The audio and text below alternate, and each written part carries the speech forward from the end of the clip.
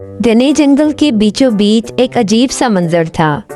एक नन्ही सी रंग बिरंगी टोपी आसमान में उड़ रही थी, कभी दाएं कभी बाएं, कभी दरख्तों के ऊपर और कभी बादलों को छूती हुई।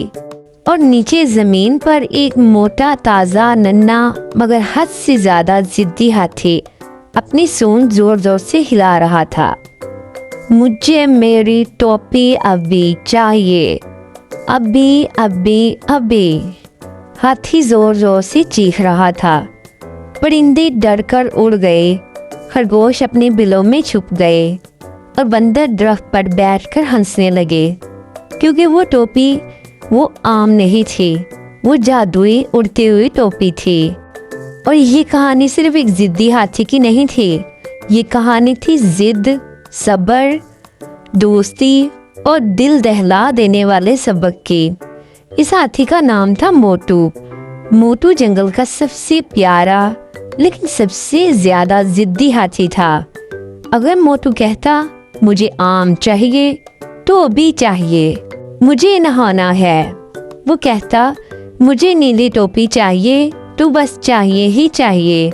इसकी जिद इतनी मशहूर थी कि जंगल के जानवर कहते थे मोटू की जिद से तो पत्थर भी पिघल जाए।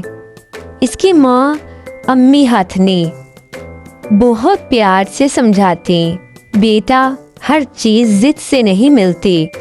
मगर मोटू कान हिला हिला कर कहता मैं बड़ा हाथी हूँ, मुझे सब चाहिए ही चाहिए। एक दिन जंगल में मेला लगा। गुब्बारे, मीठे आम और एक बूढ़ा जादूगर आया जिसके सर पर थी एक चमकती हुई नीली टोपी। मोटू की आंखें चमक उठी, मुझे वो टोपी चाहिए। इसने फौरन जिद शुरू कर दी। जादूगर मुस्कुराया, बेटा ये आम टोपी नहीं है, ये उड़ती टोपी है, मुझे उड़ती टोपी ही चाहिए।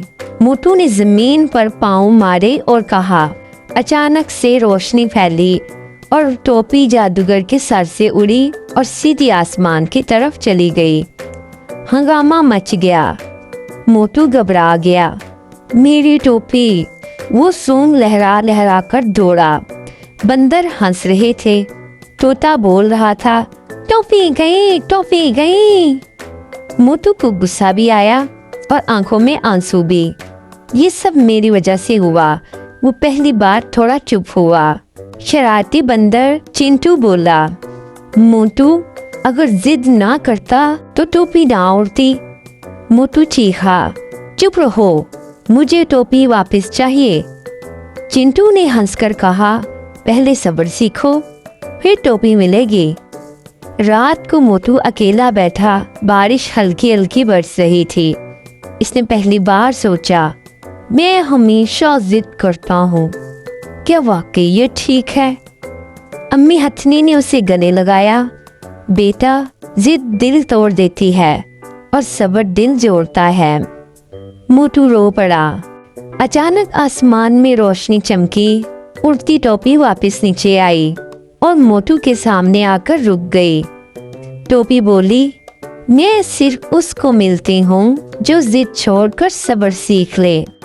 मोटू ने सर झुका दिया, मुझे टोपी नहीं चाहिए, मुझे अपनी गलती का एहसास है, मुझे अपनी गलती की माफी चाहिए। टोपी आहिस्ता से इसके सर पर आ गई। जंगल में खुशी फैल गई। मोटू अब भी प्यारा था मगर अब जिद्दी नहीं था। वो बच्चों की मदद करने लगा, दूसरों का ख्याल रखने लगा और अम्मी की बात सुनने लगा। इस कहानी से ये सबक मिलता है, जिद वक्ती खुशी देती है मगर सब्र हमेशा की कामयाबी देता है। जो सुनना सीख ले वही सच में बड़ा बनता है।